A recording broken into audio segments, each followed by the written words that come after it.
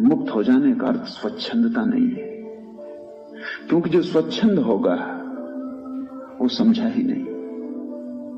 स्वच्छंदता तो गुलामी की ही उल्टी तस्वीर है।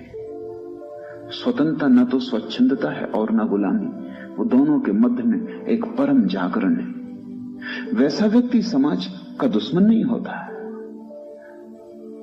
पर वैसा व्यक्ति समाज की छाया भी नहीं होता। जहां तक समाज की गौण व्यवस्था का संबंध है वो हमेशा राजी होता है, क्योंकि उसका कोई मूल्य नहीं है। रास्ते पर नियम है भारत में कि बाएं चलो, अमेरिका में कि दाएं चलो, क्या फर्क पड़ता है? चाहे दाएं चलो चाहे बाएं चलो, एक बात तय है कि सभी लोग एक ही तरफ चलें ताकि रास्ते पर सुविधा रहे।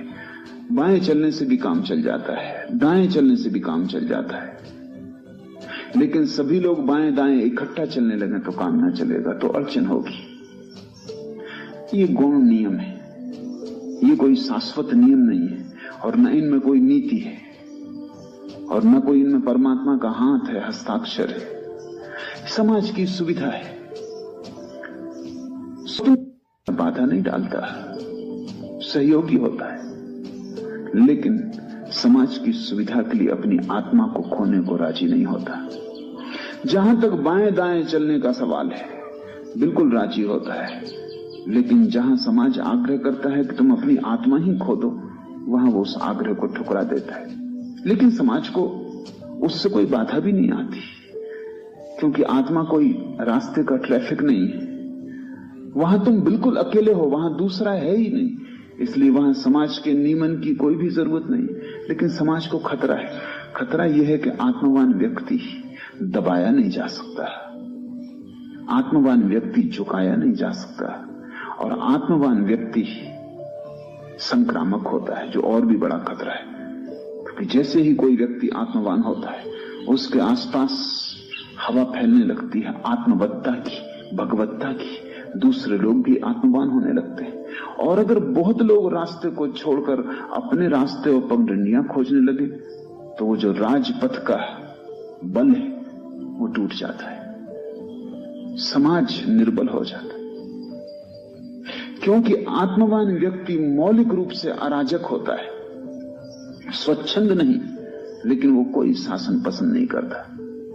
इसलिए तो कबीर कहते हैं कि जब अब मैं हरि ही हो गया तो किसके सामने सिर झुकाना। आत्मवान व्यक्ति एक दिन पाता है कि वो स्वयं परमात्मा है।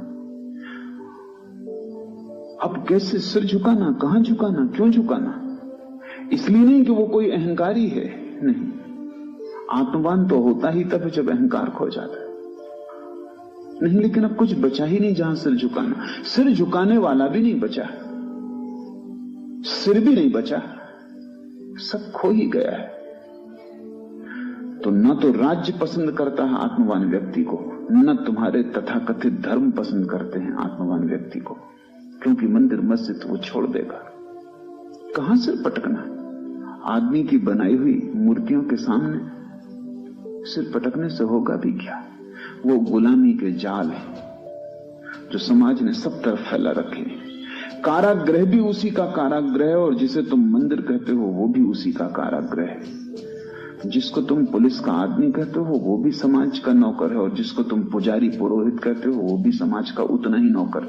वो दोनों ही पुलिस वाले।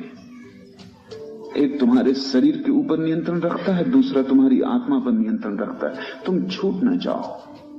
और जैसा मैंने कहा, जन्म के पहले क्षण से समाज का हस्तक्षेप शुरू हो जाता है तुम्हें मारने का।